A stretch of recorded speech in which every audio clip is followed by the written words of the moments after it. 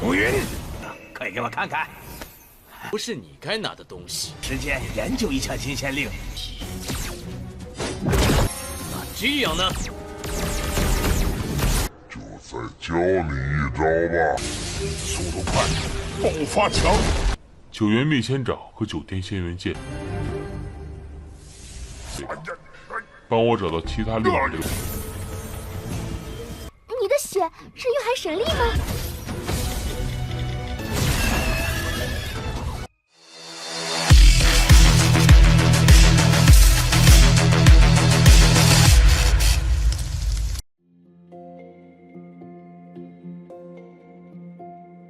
？Halo semuanya, selamat datang di Ruang Sinema. Bagaimana kabar kalian semua? Semoga selalu sehat dan baik-baik saja.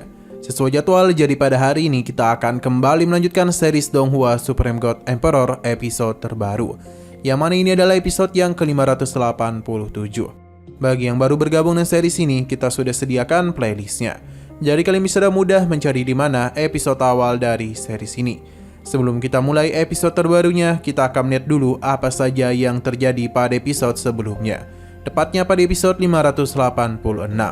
Kemarin Muyun telah sampai di sebuah tempat rahasia yang dimiliki oleh sekte pemurni pedang, di mana ia baru tahu kalau kolam ini tercipta dari liur naga emas.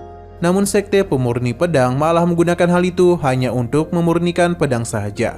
Padahal jika mereka berendam di dalam sana, maka akan menerima banyak energi. Benar saja, di saat Muyun berendam di sana, dia merasakan energi besar mengalir masuk ke dalam tubuhnya. Selain itu di sini Muyun juga telah melakukan transformasi tubuh naga yang membuat tubuh naganya pun sempurna. Sementara itu gadis ini malah memasuki kolam tersebut dan merasakan hawa nafsu yang begitu besar. Untung saja Muyun dapat menghentikannya dan juga menahan gadis ini. Ia berencana untuk menitipkan Xiaoqi padanya. Pasalnya Muyun akan melakukan ujian bersama para murid. Pada akhirnya ujian pun telah dimulai, di mana para murid segera memasuki reruntuhan peri emas. Sekarang kita akan melanjutkan episode terbarunya. Lundongcheng menyimpan dendam begitu besar kepada Muyun, terlebih lagi saat di alam bawah Muyun sudah sangat berani merebut wanita dari putranya. Jadi di alam peri ini dia berjanji tidak akan membiarkannya. Tapi Muyun tidaklah takut, terlebih lagi dengan kondisinya yang sekarang, maka Lundongcheng itu tidak lebih dari orang yang menyedihkan. Merasa diremehkan membuatnya kesal, padahal dia itu telah merasakan ratusan racun di aliansi obat surgawi. Nilai peri langit tingkat 1 yang dia dapatkan pasti bisa mengalahkannya. Namun dalam satu kali serangan saja, Muyun bisa dengan mudah mengatasinya. Itu wajar karena Lundongcheng tidaklah bisa mengalahkan iblis batinnya sendiri, dan tidak layak menjadi peri. Muyun pun menerima lencana peri emas dan segera dicicipi oleh Juxian. Tapi seorang murid datang karena baginya lencana peri emas itu bukanlah barang yang dia miliki. Jadi lebih baik segera menyerahkan hal itu kepadanya. Lawannya itu adalah peri langit tingkat 5. Juxian meminta Muyun untuk mengulur waktu, karena ia membutuhkan waktu untuk bisa mempelajari lencana peri emas ini. Murid ini bernama Hirusu. Sesuai keinginan dari Juxian, Muyun akan menahannya. Ia memilih untuk menolak menyerahkan lencana tersebut yang membuat Hirusu segera melakukan penyerangan kepadanya. Hal itu mampu Muyun tahan yang membuat Hirusu tertarik kepadanya.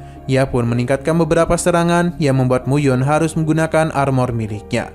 Namun menahan begitu banyak serangan telah membuat pipi Muyun terluka.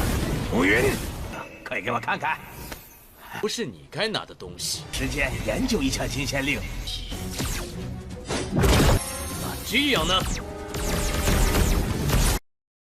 Saat kemudian Juxian sudah berhasil menyerap aura kuno dari lencana peri emas, jadi bisa dikatakan kalau lencana itu sudah tidak berguna lagi. Muyun paham dan langsung saja memberikan lencana itu kepadanya. Hirusu yang tertarik kepadanya berharap Muyun bisa hidup dan mencarinya di aliansi langit 3 kutub. Muyun akan selalu mengingat namanya itu. Setelah dia pergi, Muyun bingung mengapa telapak 9 elemen pelenyap peri dan pedang peri 9 langit terlalu boros energi. Jadi apakah ada teknik peri yang lebih hemat? Berhubung Muyun telah banyak membantunya, jadi Juxian akan mengajarkan satu teknik lagi kepadanya, di mana teknik itu bernama jari 9 kegelapan penghancur peri. Ini menempatkan jari dengan kekuatan esensi, memfokuskan 9 elemen pada satu titik lalu melepaskannya. Serangannya sangat cepat dan memiliki ledakan dahsyat. Selain itu, konsumsi energinya juga sedikit. Seharusnya ini sudah cukup memuaskan hati Muyun. Setelah mempelajari teknik barusan, Muyun mengeluarkan gadis rusa dan memberitahu kalau Jisuan memiliki aroma lencana peri emas. Jadi Muyun ingin dia membantunya dalam menemukan lokasi lencana lainnya. Jichuan agak kesal karena Muyun malah memperlakukannya seperti ini. Gadis rusa menemukan lokasi lencana dan mengajaknya pergi. 再教你一招吧。速度快，爆发强！ 九元灭仙爪和九天仙元剑，帮我找到其他6人。 Di mana akhirnya Muyun melihat sebuah pertarungan antara seorang gadis dengan semut raksasa. Tapi entah mengapa Muyun merasakan sesuatu. Gadis rusa menjelaskan kalau tempat ini dipenuhi oleh energi jahat yang sangat pekat. Bahkan gadis cantik di bawah sana juga telah terpengaruh oleh energi darah itu. Dengan ranahnya yang sekarang, maka tidaklah mungkin baginya untuk menghabisi semut api setingkat peri langit tingkat 1. Muyun melakukan sesuatu yang seketika saja membuat ia terbebas dari energi jahat di tempat itu. Gadis rusa sangatlah terpukau dan apa yang dia lakukan. Dan begini maka energi jahat sudah tidak berpengaruh lagi kepadanya. Ia meyakini kalau darah tuannya itu mengandung kekuatan dewa. Akan tetapi perhatian mereka tertuju kepada pertarungan gadis di sana. Muyun segera memberikan perlindungan karena jika tidak gadis ini bisa saja dalam bahaya. Selain itu dengan teknik baru yang dia pelajari, dalam sekejap semut itu pun meninggoy. Tidak itu saja, lencana emas juga telah berhasil Muyun dapatkan. 你的血是蕴含神力吗？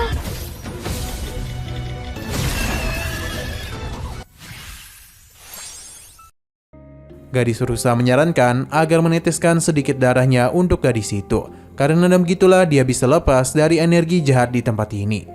Benar saja, luka pada gadis ini pun telah sembuh total. Namun ia sempat panik karena berada di pelukan Muyun. Selain itu ia juga marah karena pria ini sudah sangat berani menyentuh tubuhnya. Tapi dia segera sadar kalau sepertinya itu adalah teknik peri yang digunakan untuk menyembuhkannya. Jadi seharusnya gadis ini tidak pantas marah kepada Muyun. Ia bernama Chen Yunzu dari aliansi Langit Tiga Kutub. Ia pun meminta maaf kepadanya dan berterima kasih atas bantuannya. Namun ia juga ingin pria itu mengingat namanya. Muyun tidak terlalu peduli hal itu, pasalnya dia ingin tahu apa kegunaan dari rencana peri emas. Tapi Chen Yunzu tidak ingin menjawab hal tersebut dan malah berusaha untuk mengambil rencananya. Akan tetapi dia justru malah mencium Muyun yang membuat dia merasa malu. Ia lalu menjelaskan kalau di runtuhan peri emas ada 18 lencana peri emas. Tapi dia menjamin Muyun tidak akan bisa mendapatkan semuanya. Melihat dia lengah, Chen Yunju berusaha untuk mengambil hal tersebut, namun dia malah mencium Muyun lagi. 某种仙法吧？这金仙令有什么用？这金仙遗迹一共有18枚。 Saat kemudian ada pria yang tertawa karena melihat Chen Yunju mencium pria tampan. Ia memuji seleranya karena ketampanan pria itu hampir setara dengannya. Pria ini adalah Yi Xiaoyin dan sepertinya mereka ini tidak begitu akur. Selain itu ia juga akhirnya tahu kalau pria ini bernama Muyun yang sedang dikejar-kejar oleh Xin Tianyu. Nah, sayang sekali lagi seru-serunya, episodenya harus bersambung dulu. Namun sebelum kita akhiri, seperti biasa kita akan melihat preview bagian selanjutnya. Entah apa yang terjadi karena Muyun terlihat melakukan penyerangan kepada Yi Xiaoyin. Untung saja itu hanya mengenai kakinya. Melihat kemampuan Muyun membuat Chen Yunju terpesona oleh kehebatannya. Bahkan Yi Xiaoyin seakan-akan tidak ada apa-apanya. Sadar kalau lawannya sangat kuat dan juga berbahaya, jadi Yi Xiaoyin itu berencana untuk pergi. Namun tentu saja Muyun tidak akan membiarkan hal tersebut terjadi. Bahkan dia itu mengancam akan menyerangnya lagi jika dia berani lari.